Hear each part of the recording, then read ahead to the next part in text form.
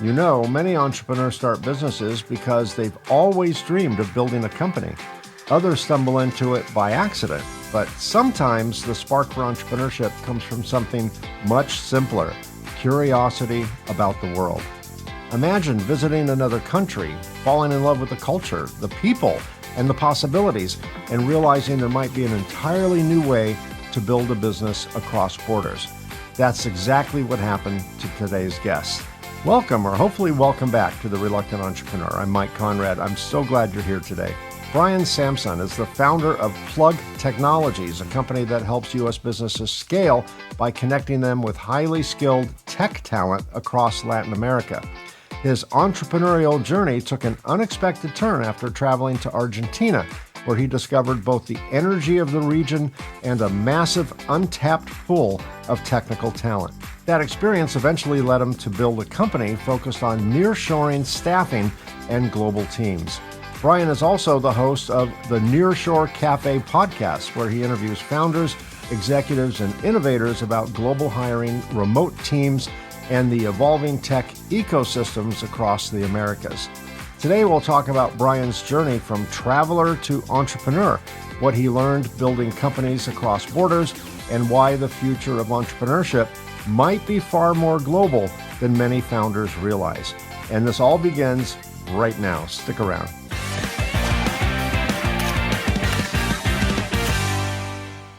Hi, Brian. Welcome to the show. I'm so glad you're here today. I'm looking forward to our conversation. I'm honored to be here. Thank you. My pleasure.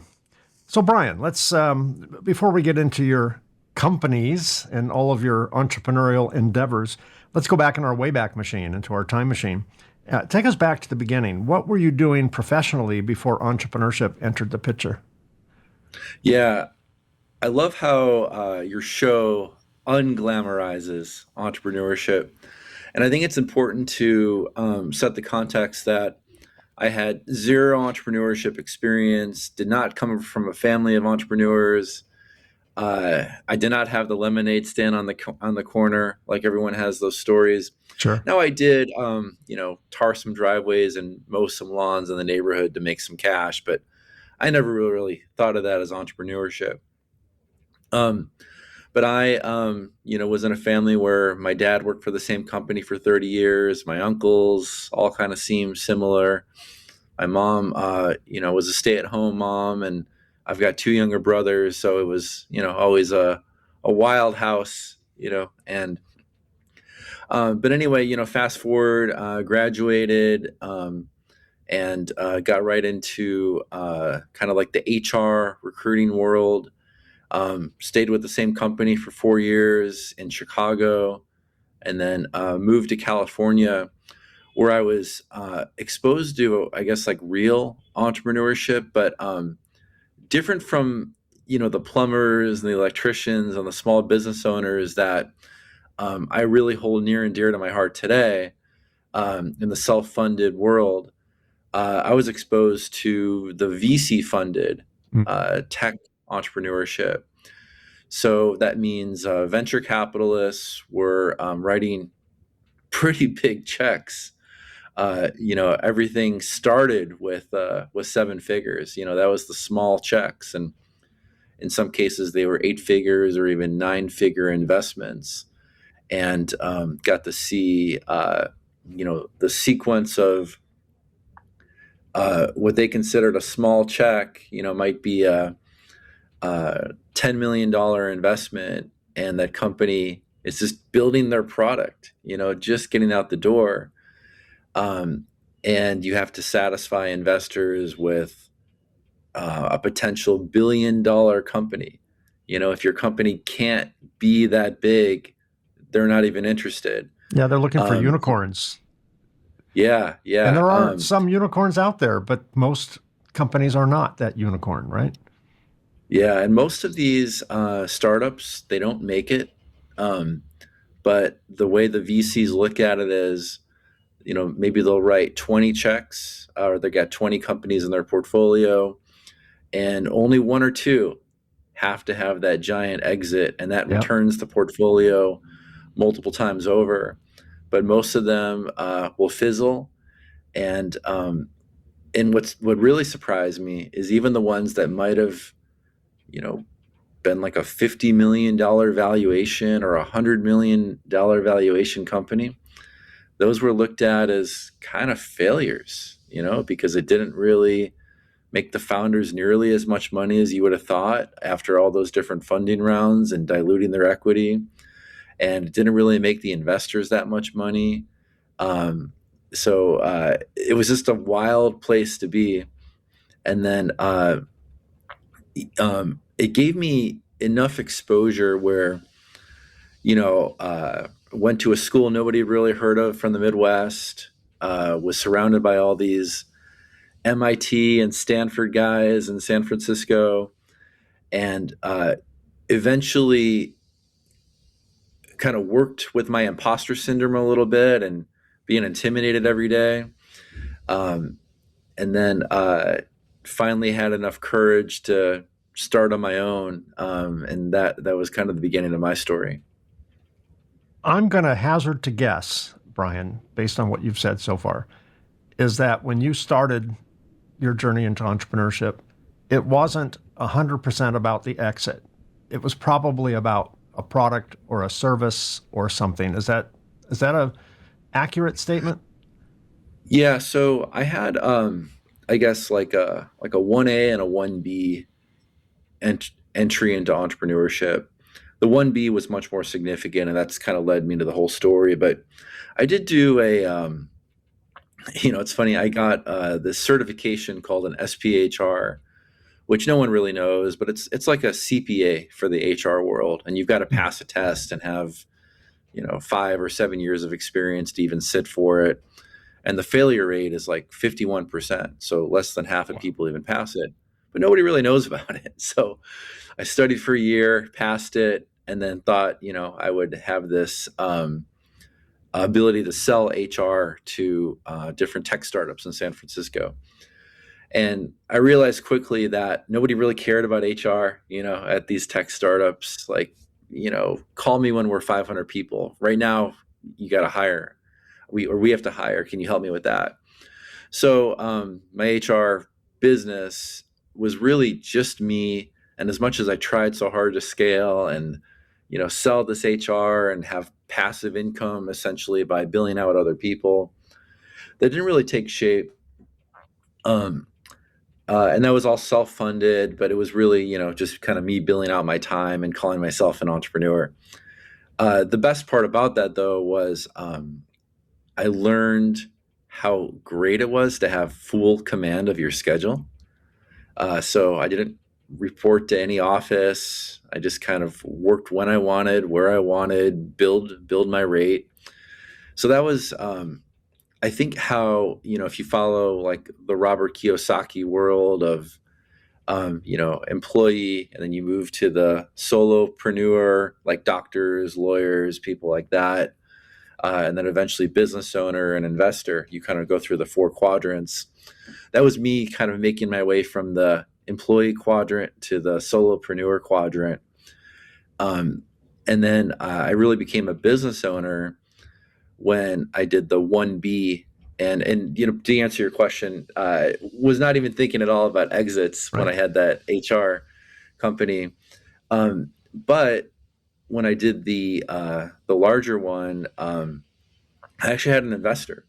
So I raised about $2 million Wow. to get this thing off the ground, and learned all of it on the fly. I was a total novice, trying to figure out how to do a discounted cash flow, analysis and forecasts and pitch decks and go to market plans. All things that I don't think you really need when you're just getting a normal business off the ground. You can kind of figure all this stuff out later. And, as you scale and level up, there's more need to focus on those things. But at the very beginning, all you have to do is get a customer. For an investor funded business, I had a lot more pressure to, I don't know if I was thinking exit, but I was certainly thinking about things like valuation, and it was a lot more sophisticated and stressful for me.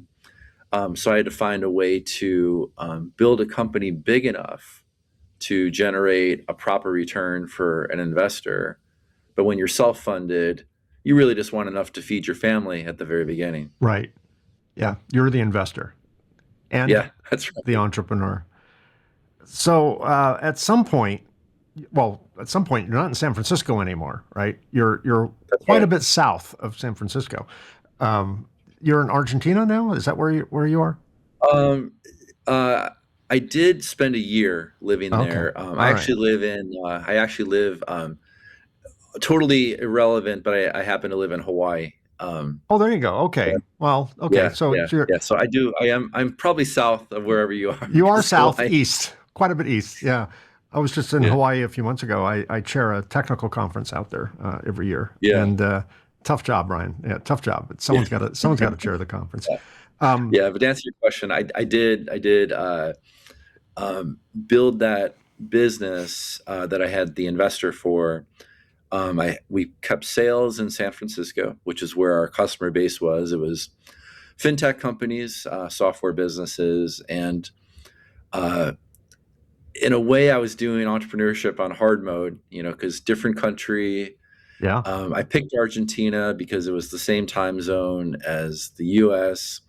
They eat dinner late too. So even though you see the map jut out a little bit to the right, they're eating dinner at 10, 11 o'clock at night. So it all sure. evens out. Yeah, Um, and um, it's excruciatingly hard to do business there. It's a high tax country, a lot of bureaucracy. Every case will always favor the employee versus the employer.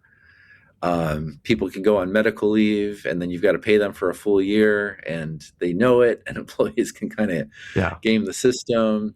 I had an attorney help us get our entity off the ground, and I asked him, well, like, how long is this going to take? Like a week or two? Can we get our payroll going? And he's like, 4 months and the grace of God. I'm like, well, what are you talking about? He's Wow. like, oh, this is real.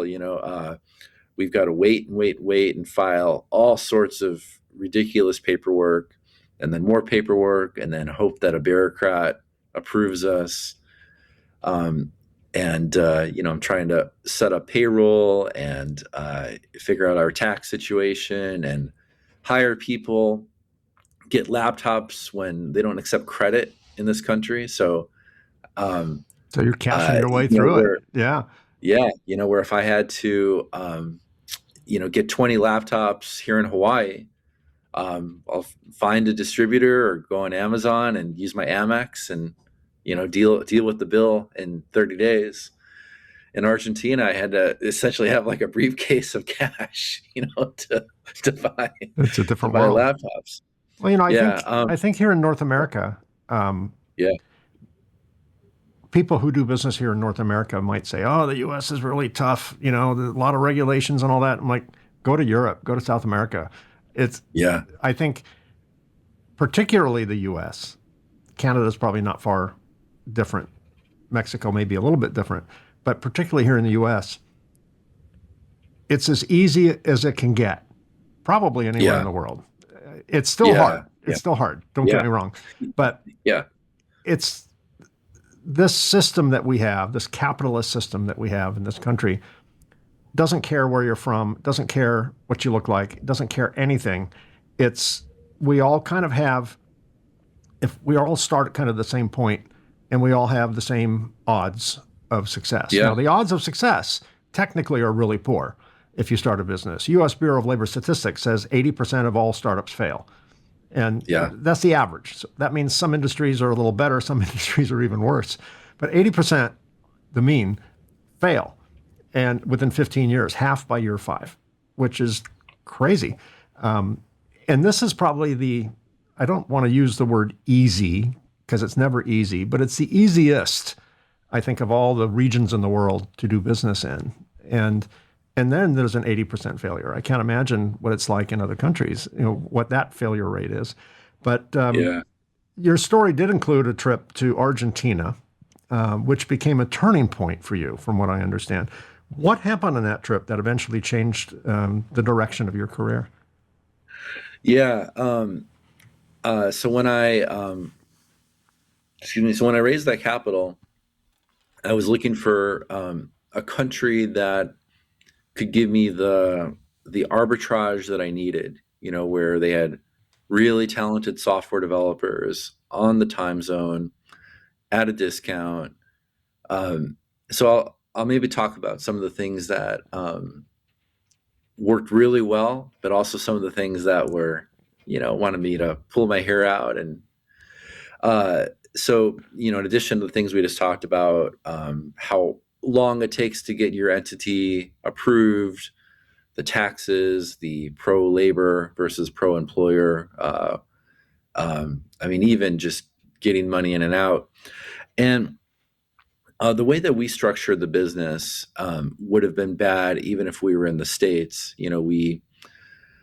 We put a lot of money into an office, and I think the employees liked it. We ended up growing into about 85 people, um, and nice little tree line street area. If we were in, it wasn't like the downtown area. It was kind of like if you were to. I'm from Chicago, so maybe some people will get this reference. Instead of having it in the Loop, we Hmm. had it, say, in Lincoln Park, where like all the kind of young 20, 30 somethings, Sure. were living.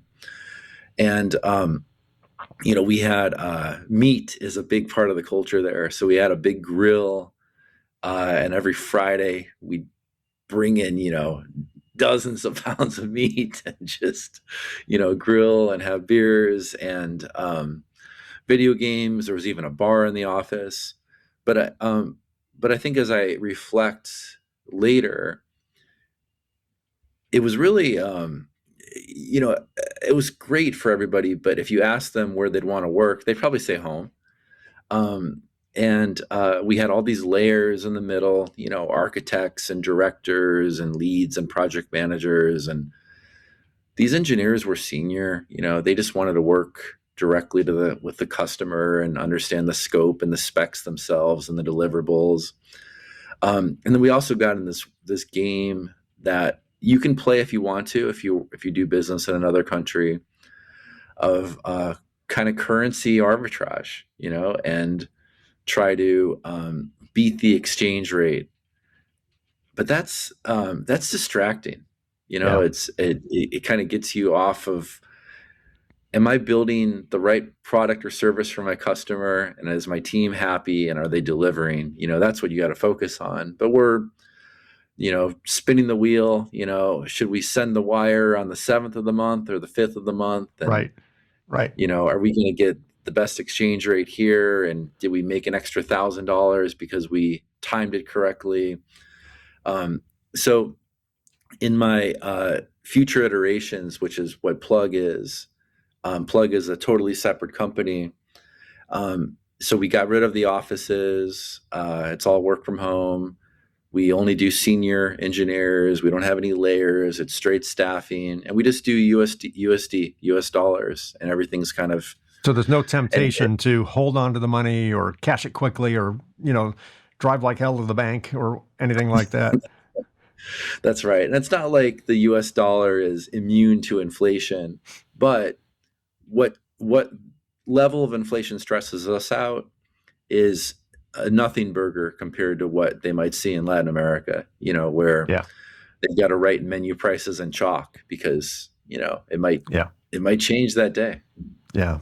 Yeah. It's things we take for granted. Um, you did a lot of work in Buenos Aires to help grow fintech startups. What what was that about?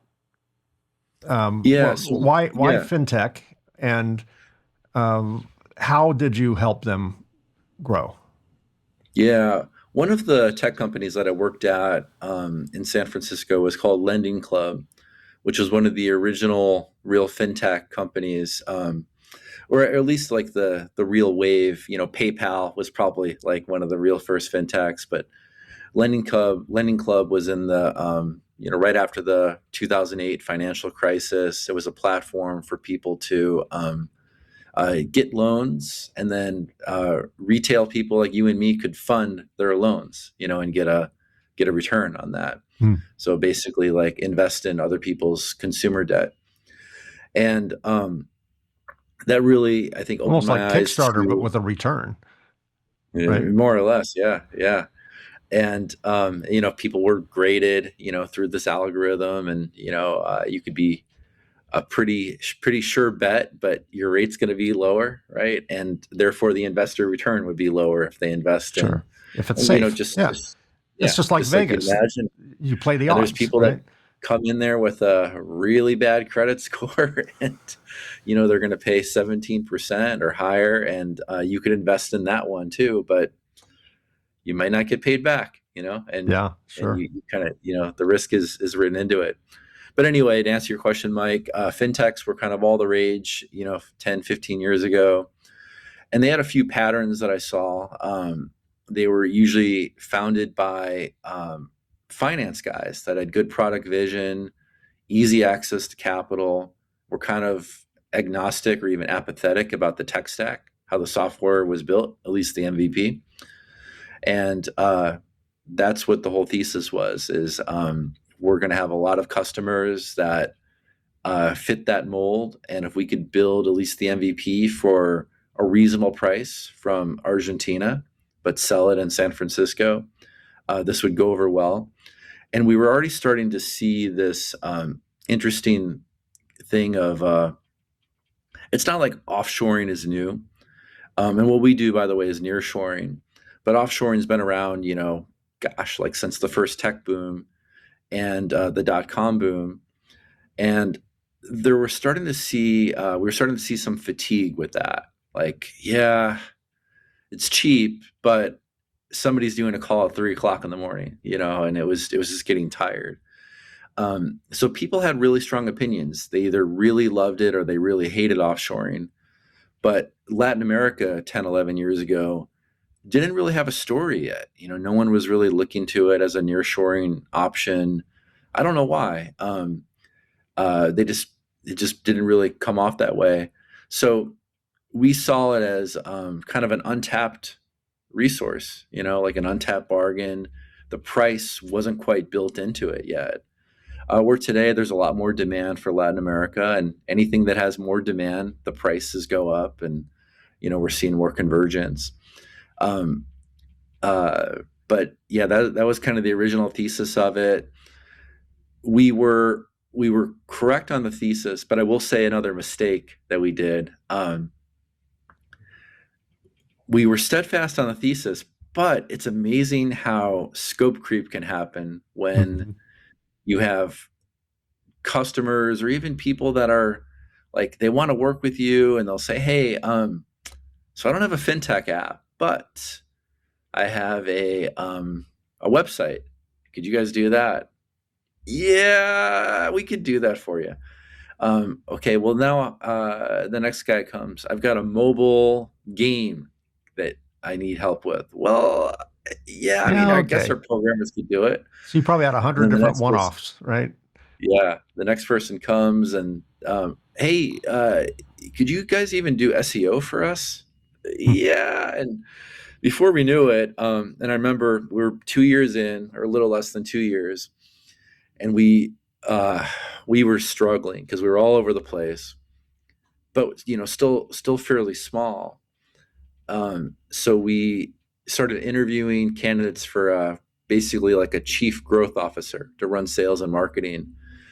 And we got lucky. We found this guy, just incredible background. Had been a Navy SEAL when he was much younger, Oh, and ran a bunch of tech companies, and now was in more of a marketing sales part of his career. And he's like, I like you guys, but you're selling apples, oranges, and fedoras. And I still say that, 8 years later, it's one of my favorite lines, I think, of, but it was 100% true. We were all over the place. And he helped kind of rein us in. We did a brand focus exercise, and even changed the name of the company, changed the logo. Our thesis was, kind of Loctite, airtight from then on. And that was really, really helpful. But we needed to get, kind of kicked in the stomach and be told that hard truth. And it's something that I've taken, from all the other companies that I've created since, is you just got to be, the riches are in the niches, and you got to be tight on who your customer is and what you deliver for them. Because as you start to get really, really wide, it can get off the rails quickly. Yeah, to your point about creep, one of my favorite business books, and I don't read many business books, was Jim Collins' Good to Great, where he Sure. talked Yeah. about only do what you can be best in class at, right? Don't Yeah. be an Yeah. also ran. And that's what the companies that he studied that were all successful all had in common. They had a Yeah. dozen attributes in common. And one of them was they don't do everything. They do one thing really, really well. And Yeah. I fell victim to that. We had a lot of creep in our business. I'm in the electronics manufacturing space. We build equipment for that industry. And we made the best product in its class, a very specific type of product for manufacturing. And then we were asked to do some other things. And we're like, to your point, like, okay, yeah, we can do that. We do this, we can do that. And we did. We did a fine job at it. But it wasn't best in class. It was an also ran. And Yeah. I was also motivated to do that because our competitors, who were also in our specific space where we did do well, had a few other products. And we're like, oh, no, no, no, we want it all, right? Part of it is ego and, all that. So at one point, after reading that book, I kind of came into the office and I'm like, okay, I see it now. And Yeah. I literally terminated a whole bunch of products. And I mean, we're in the electronics manufacturing space and we built a golf club cleaning machine. Like, Brian, why? That's the Fedora in our vegetable shop. That's right. Yeah. Totally a I love it. Fedora in our vegetable shop. And at some Yeah. point, I just thought, okay, stop the madness. Yeah. And because I all get it it. was doing was diluting our energy, diluting our capacity to do what we did do better than anyone in the world. And we stripped it down. Our revenue lowered as a result of that, but our profit skyrocketed because Yeah. Yeah. now we can command the price because it's the best. I mean, we're not the low end, we're not the middle end, we're kind of the high end. But Yeah. like some top brands can say, you'll never get fired for buying one of our products, because Yeah. it'll work. Yeah. Now, maybe Yeah. you'll have to work harder to get purchasing to approve it, get management to sign it off, but it's going Sure. to work. But Right. it sounds like we share that same motivation. But when you're Oh hungry yeah. and you're building a company, and particularly if you have investors, if you have VCs involved, you just need to, bring them an offering every day. Every quarter needs to look good. Every month end needs to close up. And you're compared to your prior, you're always in competition with your best quarter or your best month or your best year. And even if you fall a little short, to your earlier point, even if you fall a little short of expectations, but you're still profitable, you're still well in the black, but you were supposed to grow 20 and you grew 17, all of a sudden, if you're public, your stock crashes because you didn't meet expectations and analysts just turn against you. It's like, Yeah. it's madness. It's total madness. Many founders romanticize, we talked about this a little bit off air, they romanticize entrepreneurship. I can't tell you how many of my friends and family have said something to the effect of, you're so lucky, you're your own boss, you don't report to anyone. And I'm just like, what world are you living in? I report to everything and everyone. I report to things I have no control over. I report to my customers, my vendors, my employees, the weather, the government, tech changes, financial conditions. I just report to everything. I'm the bottom of the pyramid here as a business owner. But the reality of, even though business is romanticized, and entrepreneurship specifically is romanticized, the reality can be a little bit messy. What were some of the biggest challenges you faced when launching your early ventures? And limit it to about 10,000 challenges, if you would. Gosh. I'll say there's a couple that come to mind. So the first is and I think there's a clear lesson that came out of this one for me is, you know, I grew up in the recruiting talent space. Um, so I never, I was really, really good at that. Even won an award for, the best recruiting department in the world, for companies under 1,000 people. So I was really good at that, and always put up stats everywhere I went. But I wasn't a sales guy. I didn't have that experience in sales. Always felt kind of intimidating and scary. So when I had this first funded business with the investor, I thought I could just kind of hire my way to sales. So barely a few months in, hired two very experienced people in the industry, that sold this exact thing. Both gave them both very hefty base salaries, and I mean, in a year, I had almost nothing to show for it, and that was very expensive. It wasn't my money, but it was my money, because Yeah. I'm responsible for it.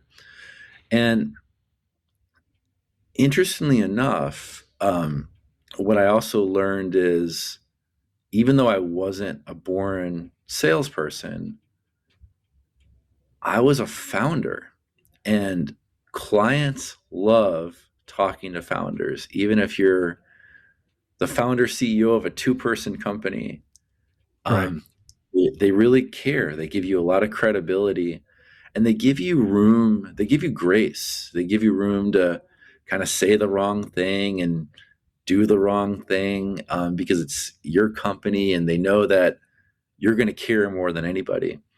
Or if they're talking to, a mid to senior level salesperson, and not everybody's like this, but they're not the CEO, they're not the boss of the company. You're just another prospect for them, somebody that they need to close to get their commission, and they move on to the next person.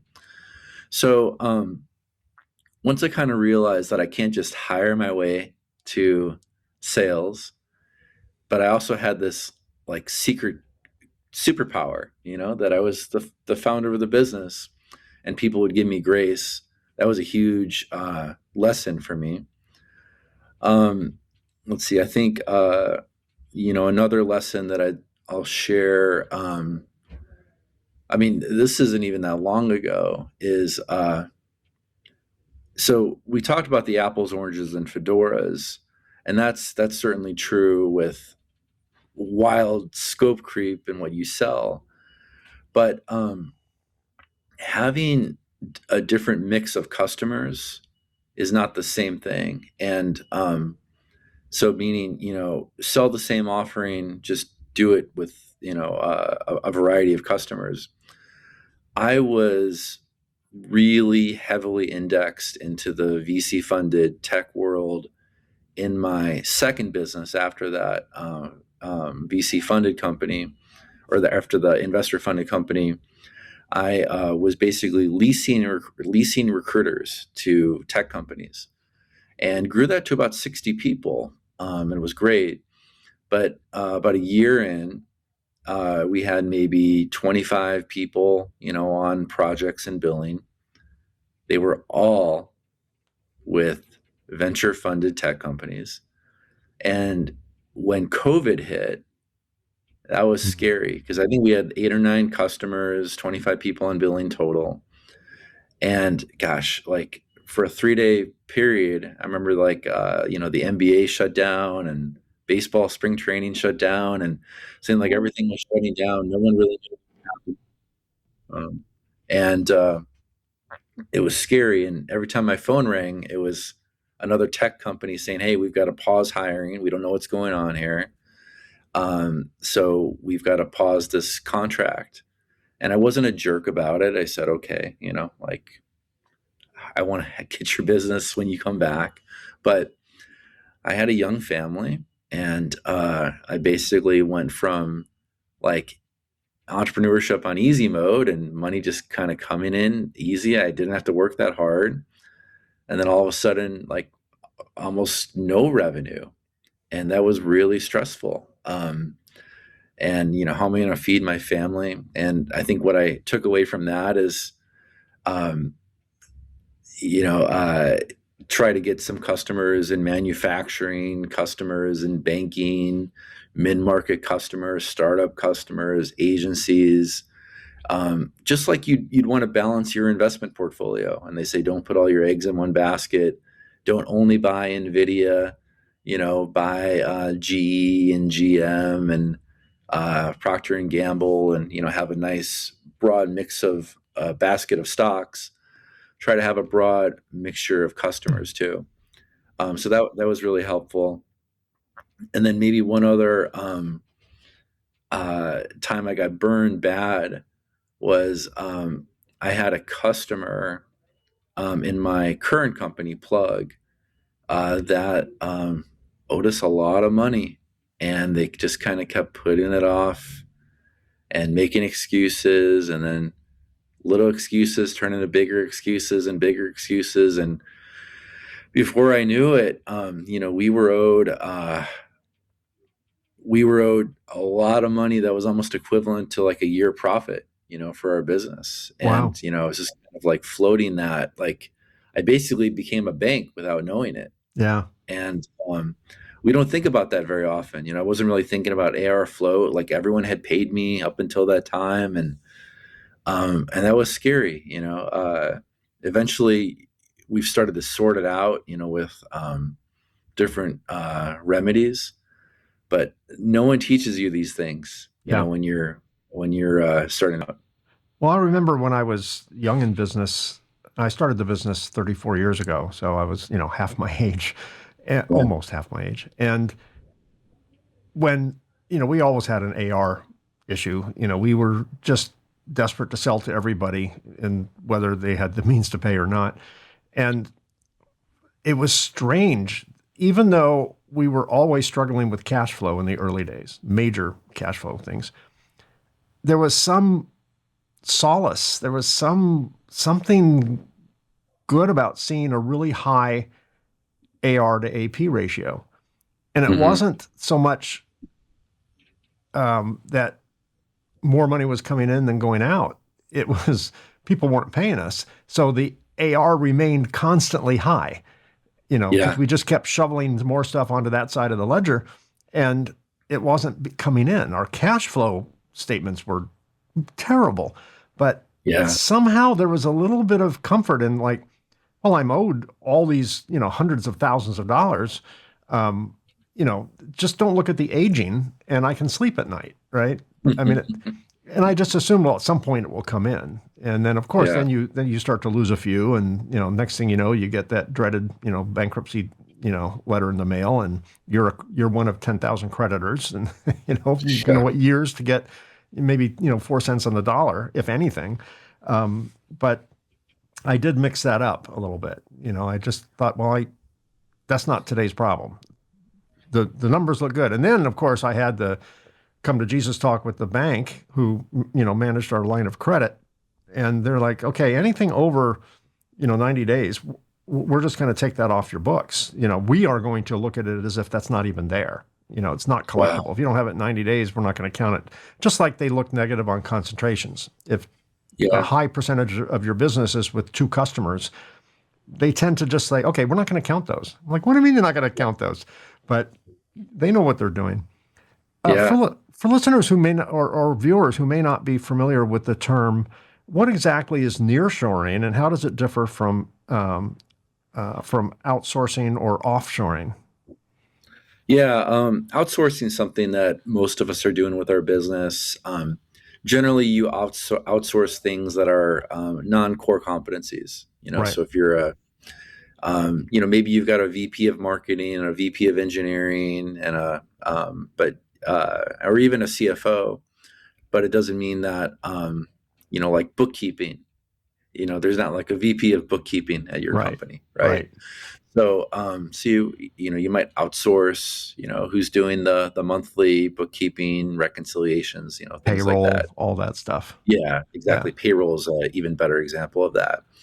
Um, so outsourcing doesn't matter if it's onshore or offshore, but the concept of offshoring really means there's an ocean in between. And here in the States, we think of everything in terms of the U.S. So Of course. for us, offshoring is Asia. You've got the big Pacific Ocean. So the upside of offshoring is it's cheap, and it's pretty mature. There's really three big countries that we tend to Yeah. think when we offshore: China for manufacturing, India for IT, and the Philippines for back office, customer service, VAs, things like that. Right. And nearshoring just means that you're on the same time zone, so there's no big ocean to cross over. So again, for the U.S., that's Latin America, but these terms are relative. So there also has to do with developed countries and developing countries. So, for example, if you're in Singapore, which is a highly developed country and it's very expensive, you might nearshore to Malaysia, Right. which is right next door. Yeah. The U.S. might nearshore to Mexico. And in Latin America, Mexico has really been a rising rival to China in terms of Hmm. manufacturing. And then, every country kind of has their own superpower in Latin America. Central America, especially for me, Nicaragua has been really interesting as a rival to the Philippines for call center and back office talent, great English skills, central time zone. Argentina and Brazil are really great for engineering. Brazil, especially for the AI and data engineers that we're starting to see very popular. That kind of helps give like a broader definition. And depending on if you're really focused on price, I think Asia is always going to win. And if you're focused on time zone and dare I say quality, I think nearshoring tends to be better. Yeah. Mexico, for the electronics industry, was the go-to place before China, maybe 20, 30 years ago. Yeah, And all the maquilador programs just south of the border, manufacturing setup. Even the Asians like Korea would build factories in Mexico, right? hmm, And Korea not known to be the cheapest of the Asian labor countries, but they were doing a lot of stuff in Mexico. And then China kind of got popular, and that sucking sound you hear, to quote an old Ross Perot before your yeah, time quote, that yeah, sucking sound you hear were actually jobs leaving Mexico going to China. And yeah, and then due to a number of factors, the intellectual property concerns over China and logistics over China, supply chain stuff, shipping, COVID really brought stuff yeah, back to Mexico. All of a sudden, manufacturers went, "Hey, Mexico was never that bad. We yeah, were seduced with half the price, but right, what's half the price? And it takes twice as much money to, three or four times as much money to bring it in when ships are sitting for 6 or 8 weeks off the coast of San Pedro, California. right, yeah, You that savings is gone. Now you're yeah, buying things at 5 times the price just to get it on shore, right? It makes no yeah, sense. So, yeah, I think whatever the stereotype of Mexican production was at that time that caused people to look elsewhere is not A, it's not the same anymore, and B, it was never as bad as yeah. in some cases the alternative. Tell me about Plugg. And by the way, let me ask you first about Plugg. Why two G's? Okay. Plugg. Where does that come? Where did that Y- come from? Yeah, I think we were just having some fun, play on words, cheaper Okay. domains, all that Yeah, stuff. right. But Okay. Yeah, you can get, yeah, yeah, plug.com, Plug would probably be quite a bit of money. Two G's yeah, seems like a typo, so they're going to give it to you for 12 bucks a year or something, right? Yeah, that yeah, makes sense. That probably helps with yeah, SEO also. yeah, it does. Yeah. So, Plug. is really, this is my third Latin America focused company. All three are still in business, but Plugg is basically built on all the lessons that I learned, from the first two. Mhm. And we are pure staff augmentation, doing nearshoring for U.S. companies. We make about 100 placements every year, mostly IT, but because that tends to be the most mature type of work that is outsourced or offshored or nearshored. And it can be But remote. we'll I mean, it can be remote, right? absolutely, yeah, absolutely, it can be remote. So everything from Salesforce, pods to DevOps, QA, full stack software developers, AI, data engineers. We're kind of doing it all for small to medium sized companies. All tech stuff. It sounds like you're not Yeah, building most of the you're not roles. building brick and mortar factories out there for people, right? Correct. Yeah, Yeah, yeah. this is So all we're all. talent. Yeah, exactly. Yeah. So think like white collar remote work. Yeah, interesting. When businesses in the U.S. use you to nearshore talent, are they your employee? Are they their employee? Or is there a hybrid model? Yeah, yeah. So this is something that we learned from my very first business is when you have all the layers, it creates a lot of confusion for the person actually doing the work. And it's Right. like, Who do what they work what for? T-shirt am I wearing? Am I wearing Yeah, the right. client's T-shirt or my company T-shirt? So we know what we're good at, which is sourcing talent, vetting talent, recommending talent, paying talent, and onboarding talent. But those are all different from the actual daily work. So once we make the placement, we try to just get out of the way Yeah. and create direct one-on-one relationships. And even though we're the one technically employing, we're the one technically doing the payroll and the invoicing and the billing and all that, um, we should not be in the middle because we're not adding any value in that Right. particular part. Yeah. So the more that manager knows the client manager knows the candidate, and they're just talking directly on Slack, WhatsApp, phone calls, Zoom. Um, the more that's happening, the better for everybody. So you're more on the admin side, oh, the acquisition side. You discover the talent, you matchmake, and you do the admin. You're not going up to a coder saying, "Hey, I prefer tabs versus spaces," or some, down the rabbit Yeah, hole granular thing, that, right? You let them deal with that's that, exactly correct. Yeah, right? that's exactly correct. We're a pure staffing play.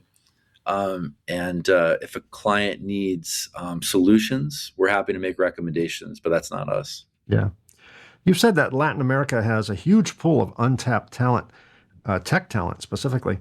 Why do you think that opportunity has been so overlooked for so long? Yeah, I think Asia sold it really well.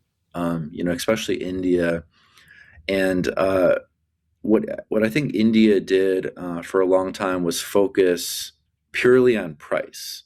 Mhm. And if you go back 30 years ago, the buyers from these U.S. companies were like in disbelief how much money they could save, and it goes right to the bottom line. But nobody was factoring in the cost of rework or delays because you pass the baton at the end of the day. Sure. They didn't really understand what you meant. You lose a day, and all these things happen. But also, even in like a customer service standpoint, we've all called United Airlines or something like that, and we're connected to a call center in India or the Philippines, and it's extremely cost efficient. But is it cost effective when your customer wants to pull their hair out because they don't feel like their issue is getting solved? It's only Right. getting worse. But the person's name is So always Harold or yeah, Sally, yeah, some Western chosen yeah, name.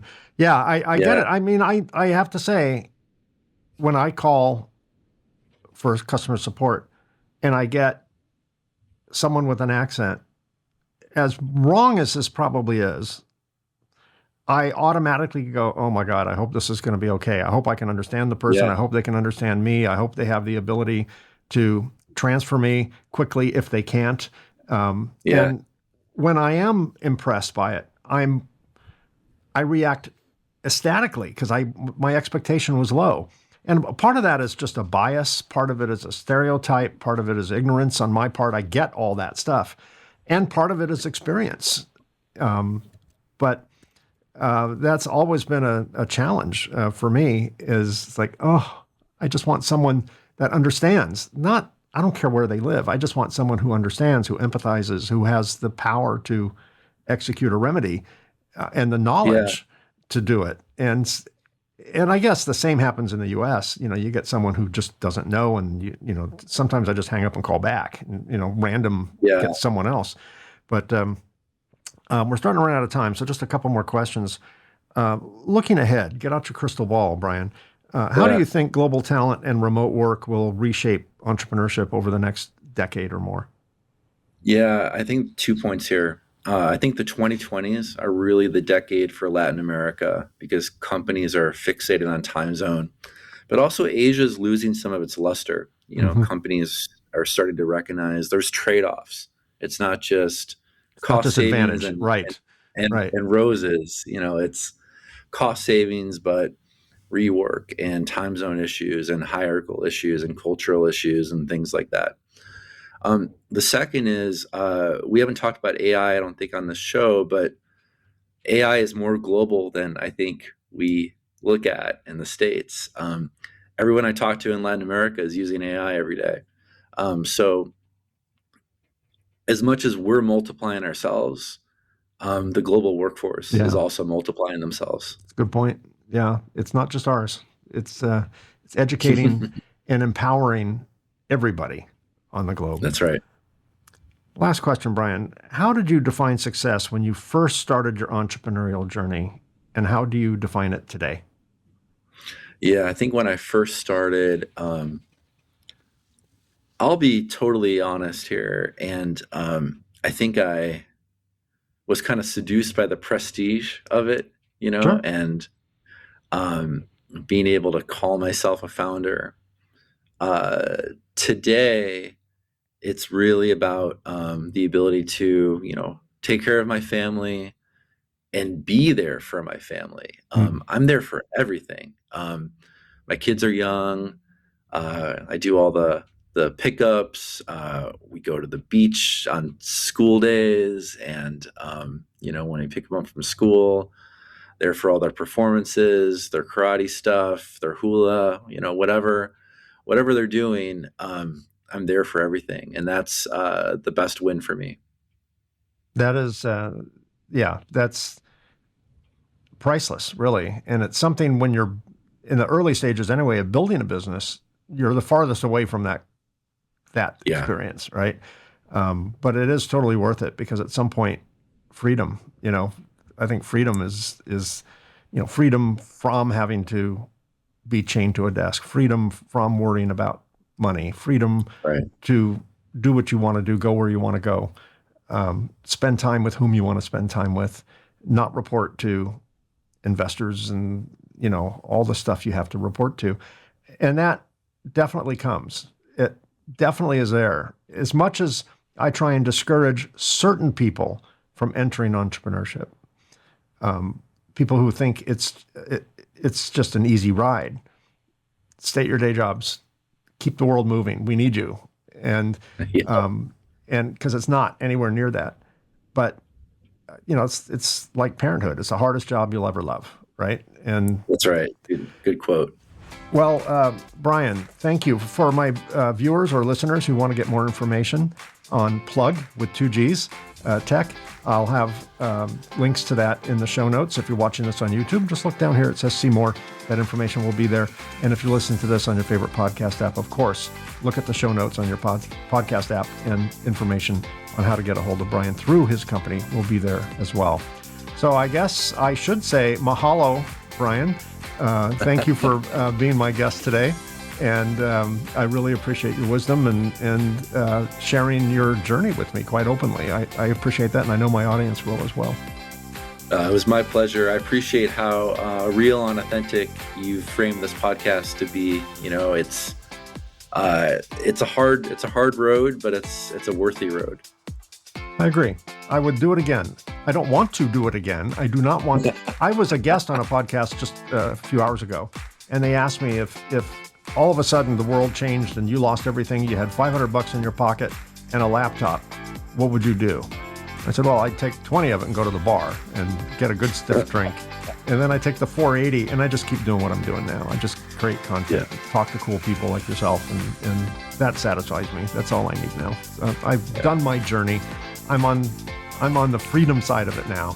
And I still own my business, but it runs without me, and it runs better without me than it did with me, frankly, Brian. That's a whole nother episode there. But Brian, thanks so much for spending time with me and my audience. I really appreciate it. And I wish you continued success. Thank you, Mike. Appreciate it.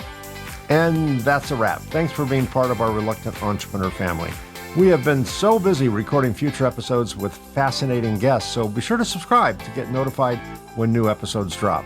And one favor, if you're watching this on YouTube, consider giving us a like and subscribe. Those 2 simple clicks really help us expand our reach.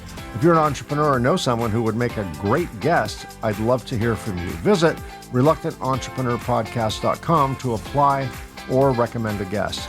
And, of course, a quick shameless plug. If you're interested in my book, The Reluctant Entrepreneur, Anatomy of a Business Startup from Uncertainty to Unstoppable, it's available in paperback and Kindle on Amazon, and as an audiobook on both Audible and Amazon. And to everyone listening or watching, if you find yourself stepping into entrepreneurship, whether by choice or by circumstance, remember this. Sometimes the path we never planned becomes the journey we were meant to take. Thanks again for being here. I really appreciate it. I'll see you again soon.